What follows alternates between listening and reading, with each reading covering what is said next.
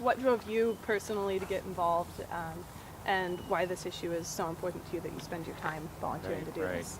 So I serve as a pastor at First Christian Church, which is right downtown Eugene, and we just see folk who are on the street on a daily basis and have been quite involved over the last 20 years in a variety of different ways.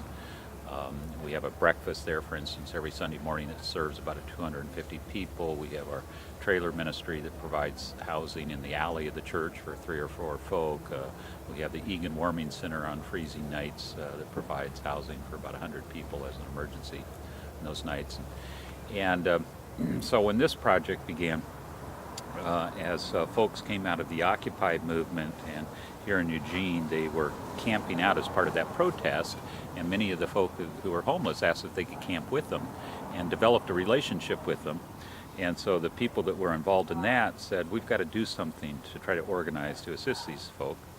And about the same time, we had a gentleman who moved to Eugene who had written his thesis for his master's program on self-organized homeless camps around the country.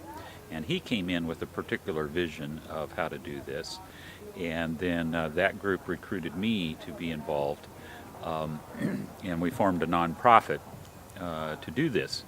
And for me, it was just the coming together of all these things of a way to provide some concrete help for a significant number of folk who are on the street without having to raise millions of dollars and build a very expensive shelter.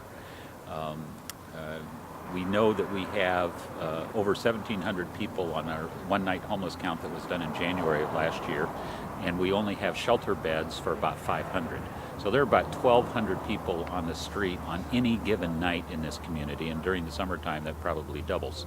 If you give folk just a place to be, it's very simple, using concepts of micro-housing, as we see here, and then you allow them to self-organize. So this is self-governed.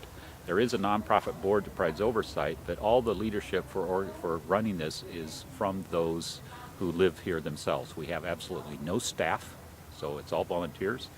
The village has their own council that organizes and runs the place, and it's working beautifully.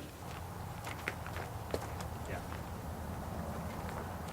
Okay, so this would be a typical 8x8. It's not yet insulated, but they all will be, and most of the rest of them all are insulated. But they have no heat. But still, it's a heck of a lot better than sleeping out on the street somewhere. And just very basic, simple units, as you can see. So they're very inexpensive to build. These run about $1,600 to $1,800 for each of these. The Conestogas run about $1,200 to build those. And so because this is so inexpensive, it has enabled us to build this entire thing for less than the cost of a half of a typical home in this community. Home prices are, on average around $200,000 for a typical home.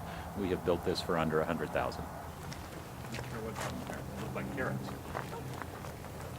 First of all, we had to get the city council basic endorsement.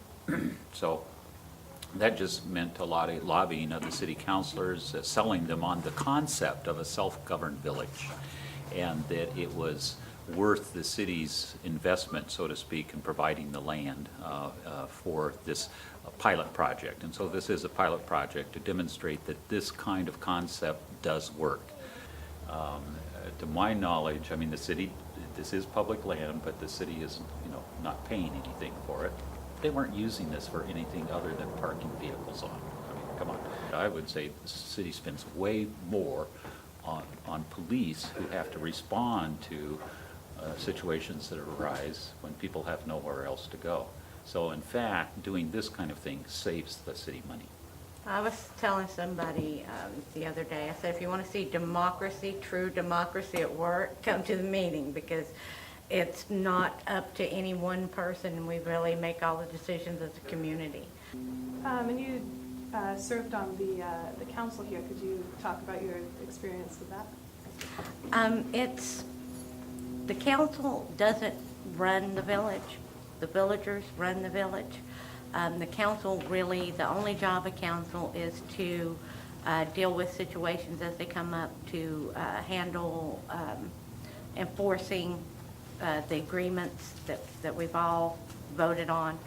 And if something comes up that's not precedented or not in the manual, we may have to make a decision, but then we bring that to the village to be ratified. It's not, so it's just pretty much, running around making sure that everybody's kind of getting along, but any decisions that are made by the entire village.